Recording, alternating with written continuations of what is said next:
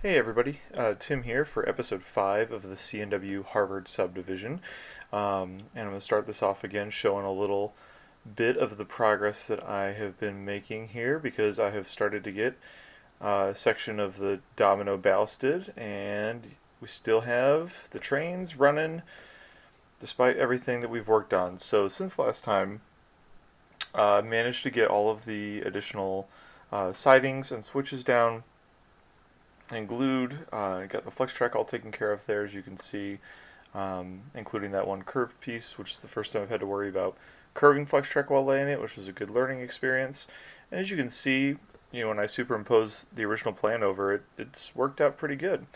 Obviously, then I had this epiphany that I should probably, wire all of the new tracks to make sure that there's consistent power, no matter which track they're on. So I cut some additional feeder wires, went through, drilled down the holes, and plugged the new lines. Now the nice thing is these lines are all on the left side of the shelf, and so it'll be very easy to integrate them in underneath. The new soldering iron did the trick, and I was able to get all of the connections soldered down nicely in a matter of just minutes, so much better than the frustrating times that I had on the first go around for the main tracks, which is a welcome change of pace.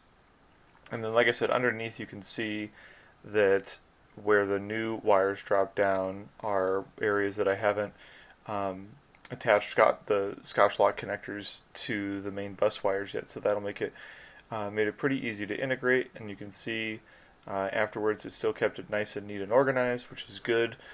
Because eventually I'll want to do some additional wiring with signaling and maybe put wiring into building kits once they get put in. But after this, I wanted to make sure to go through, obviously, and test to make sure that there is consistent pickup across all the tracks, especially before I get into doing painting and ballasting and stuff where you could potentially have additional variables that mess with your ability to have good electrical pickup from the locomotives. And so, backing it up, running it through each of the lines, checking the switches. I have some Caboose Industries ground throws that I'll probably put down here as well. But for now, just keeping it simple. The very front track I tested earlier before I recorded this clip because there's no way with just this 2x4 section to get on there because the switch is on the far left end. But the other tracks, I test right here, you can see in this clip, and I realized I ran into an issue that you'll see coming up here in a minute. I'm able to switch it down into that last one here, no problem, except beyond the switch itself, as you're going to see, as soon as I try and run it through, it has great consistent pickup, and then it gets past the switch and it's dead. And initially I was kind of stumped. As you can see, I'm nudging it to make sure, is there a dead spot? Was there a gap between the flex track and the switch that I ran into an issue? Did the joiners not work or something? But, regardless, easy solution. Do another quick bit of feeders, and then, we'll be fine. So I did feeders on that side of the switch. As you can see, after I was able to do that, it runs through and connects absolutely no problem, and we're good to go.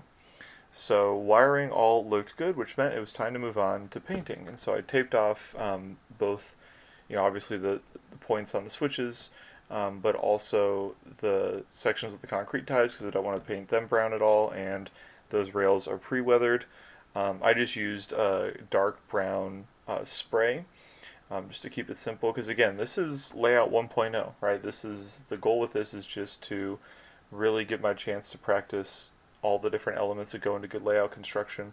I do have an airbrush. I have a full hood set up and everything, so when I work on my permanent layout in a few years, I'll make sure to do it that way.